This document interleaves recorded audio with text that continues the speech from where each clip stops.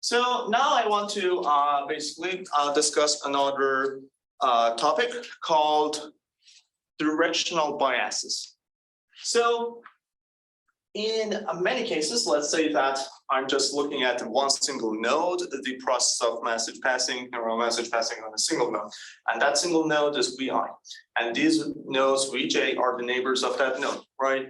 So far what we have looked at is that all these basically information coming from different neighbors have the similar weight.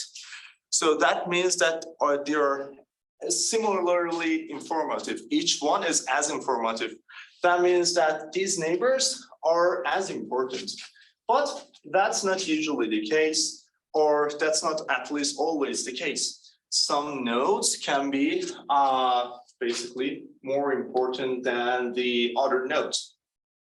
Now, for instance, let's say that there is a celebrity that has some Twitter account, and these basically people that are connected to it, some of them are just random people, they have no importance, they're not informative. Some of them, you know, for instance, they are closer acquaintances and they're more informative. So when we are doing basically some graph, basically neural message passing over this graph, we don't want to treat different nodes. Like I don't want to treat a random fan with a, you know, another celebrity. Maybe, you know, the connection that those have, those celebrities have with each other are more informative to basically their learned embedding. So what we want to do now is to assign different importances to different incoming information on this basically ego graph. So now let's say that I have different information, and these are now basically, let's say that these colors are representing different weights that I have basically assigned to different incoming information. Now, what we want to do is to assign this, and we want to learn this because probably a priori we have no information about which basically node is more informative. What we want to do is to assign some parameter alpha to each of these essentially edges incident to that node Vi, and then learn the value of that coefficient. We call this neighborhood attention.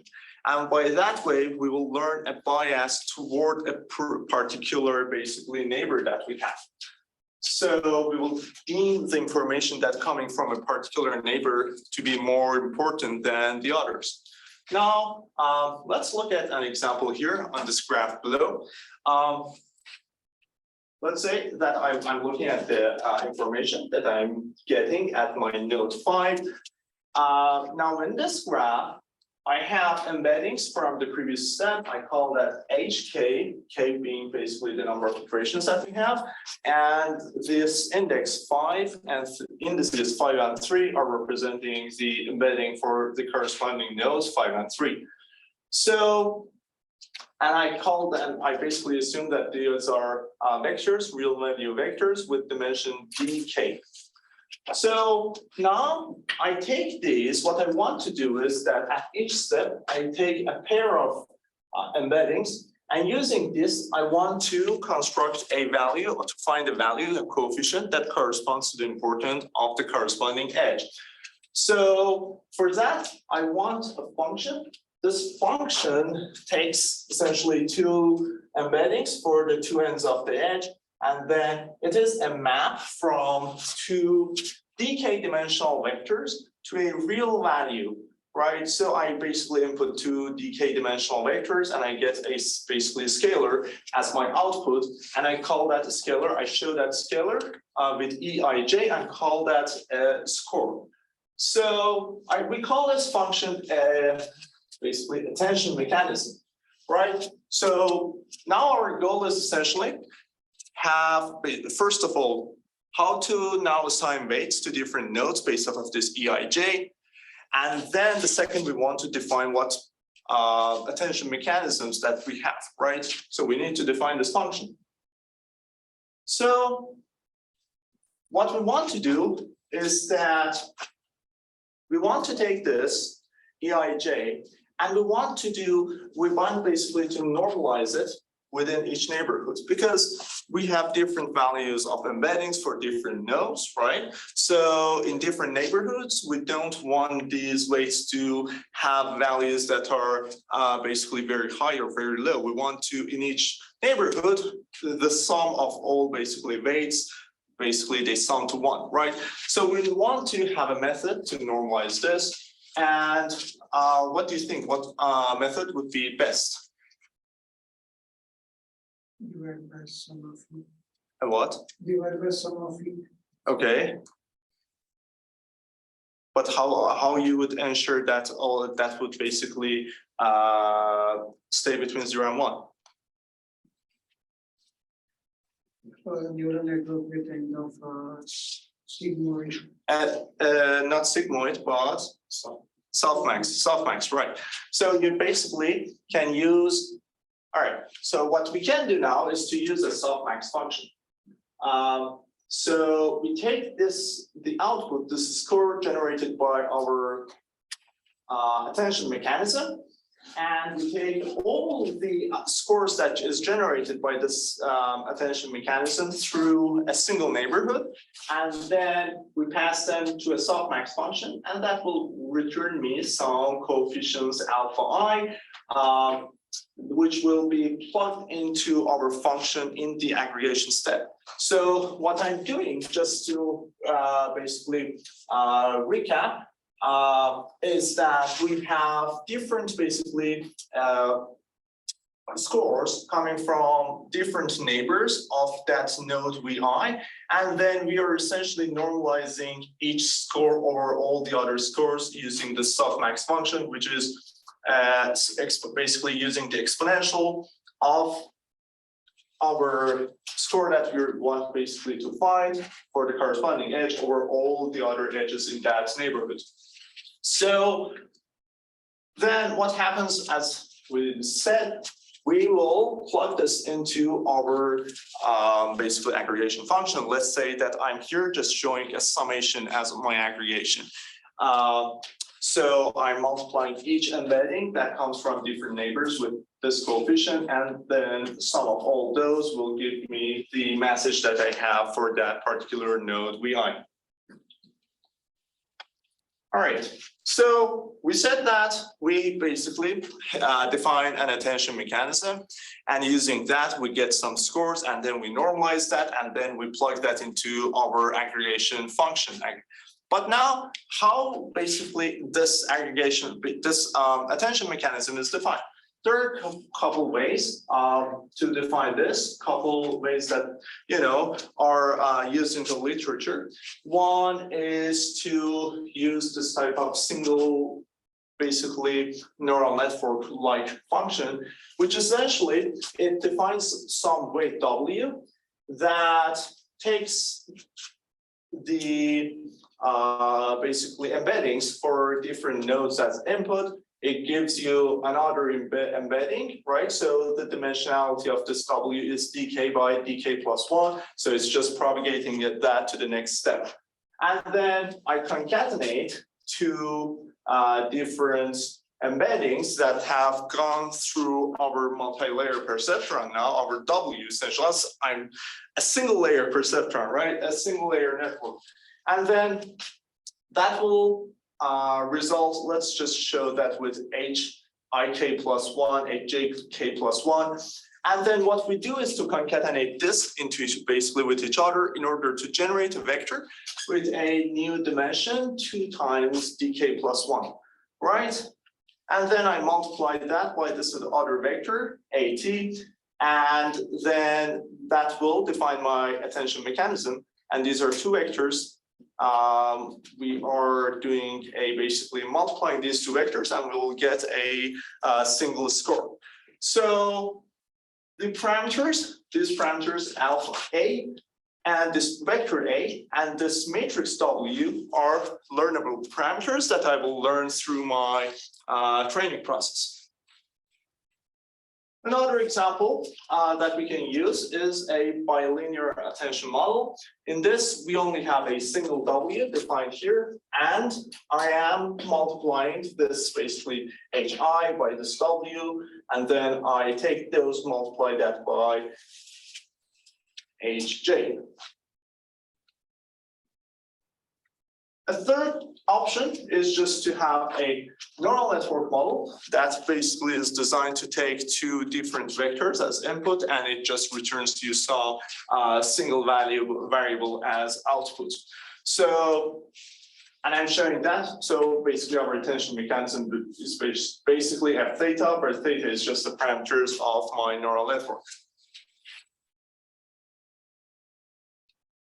So we can expand this. We can say that we don't want to learn only a single coefficient corresponding to different weights. We want to basically different edges. We want to learn multiple essentially attention coefficients corresponding to different edges. And then what we do is to take this and concatenate all the messages that we get with different attention coefficients, and then that will give us our new message. So mathematically put, we are now learning multiple alphas. Let's say that we are learning K alphas, or T alphas I'm using here. And then this index K is just showing the basically the index for different attentions that I'm learning. So I'm summing over for each message with T, I'm summing over, yeah, this should be T over here. So I'm summing over all the weighted embeddings of different nodes in my neighbor, and I multiply that by some weights corresponding to that particular head, and then that will give me a message. And then our message at the end of the day, our final message, is just constructed by concatenating all different messages computed with different heads in the previous set. All right, let's have a 5-minute break and we will continue.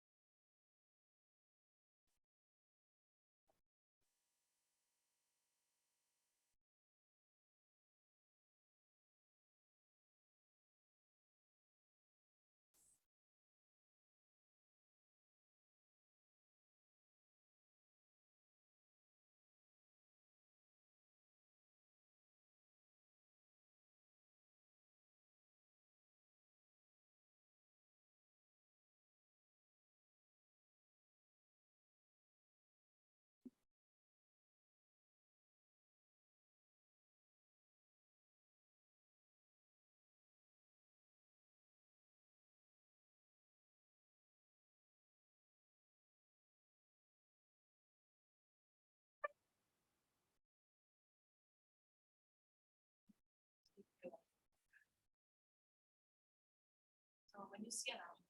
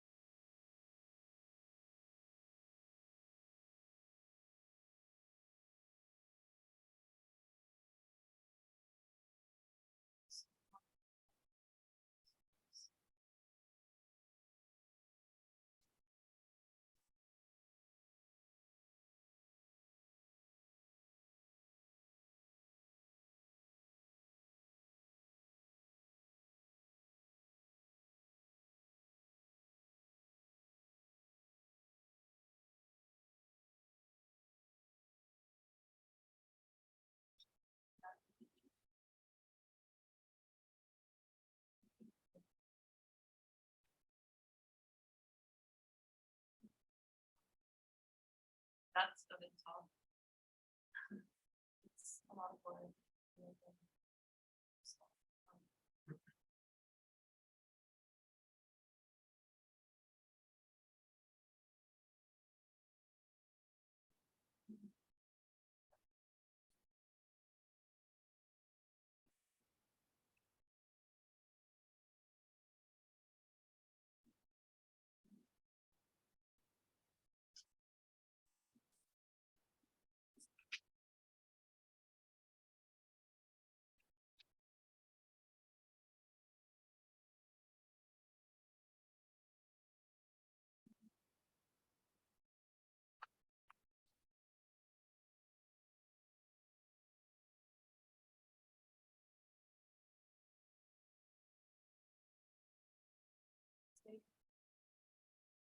first year and second year, they follow exams and formats, also so they are basically like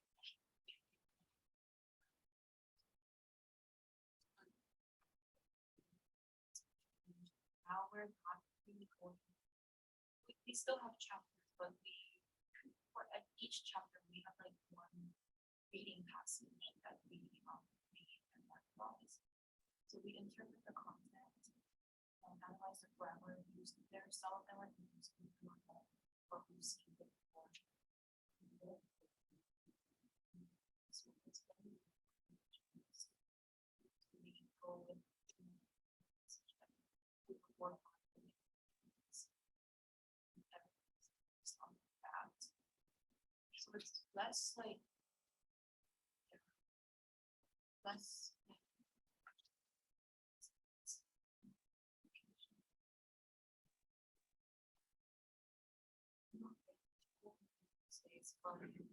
We do try to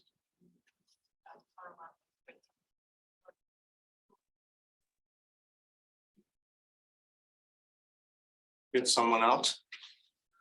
One person. Yeah. It's becoming one more minute.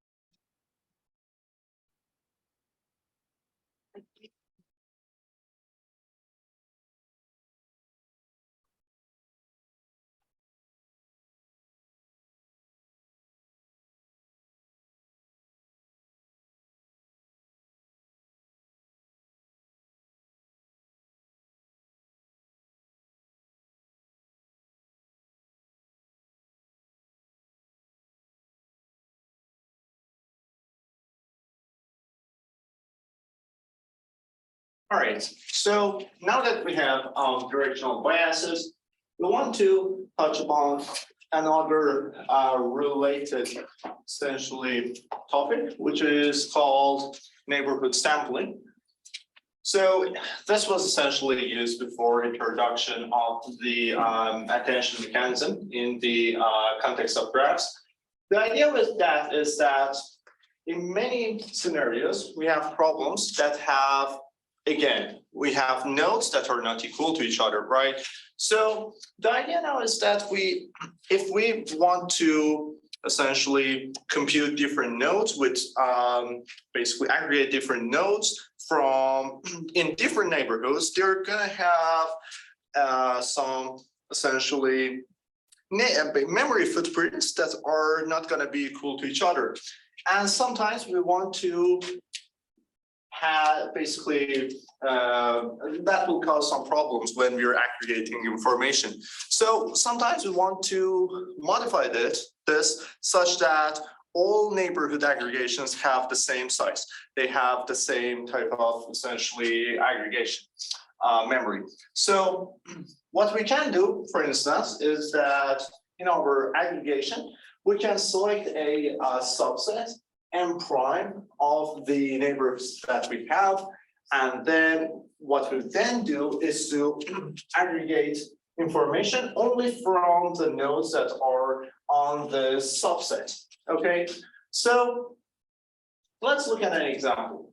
Let's say that we have this graph And then this is a basically 2-layer neural message passing that I'm showing with a subtree of height 2 route to that node 1. So now I'm getting information from all the neighboring nodes that I have, 2 and 3 and 6. And let's say that I want to just pick, for instance, 2 of the neighbors at each iteration. And I want to gather information only by selecting 2, right? So in that scenario, I will, for instance, uniformly select 2 of the edges. Here I have selected 1 and 6 and 1, 2, and I have neglected all other edges. There's only 1 edge left here, 1, 3, and I don't gather information in this step from this node. So essentially, if I look at my subtree pattern, which is representing our computational graph, we're neglecting this, basically input of information, and we're just gathering from these 2 sets. Right, so now I have a computational graph that will look like this. You see that there is 2 over here, 2 over here, 2 over here, right? So this spot can cause some problems, right? So we have here neglected this point 3. We're not gathering any information from node 3. But we don't know what node 3 is, right? So potentially node 3 might have some very informative basically data regarding our node 1 that we could have used in our basically inference later on. But now that we have overlooked this, we are kind of missing those information. So it is basically a better idea to have multiple iterations. And over multiple iterations, we go over different, basically randomly selected neighbors, and we basically reiterate this process again. So that would, for instance, look like different epochs of our training, or different mini batches, different epochs. And in different epochs, we just, again, from the scratch, we sample 3 of these information, 2 of basically these neighbors. Now here, for instance, I again have 3 neighbors. I randomly this time selected these 2 nodes. Basically these 2 nodes, yes, 6 and 3, and I'm just computing, looking at the information that come from these 2 branches, 3 and 6, and I'm neglecting that. Now, then my computational graph will look like something like this, because I already have node 3 that is also going to have 2 of its basically neighbors randomly selected. And for instance, let's say that those 2 neighbors are 1 and 4. So I'm neglecting 2 and 5. So if you compare, this has the same essentially memory footprint as the previous computational graph, and they both have 2 nodes that come to 2 other nodes, and that comes basically to this node 1 here, right? So that's the idea with neighborhood sampling.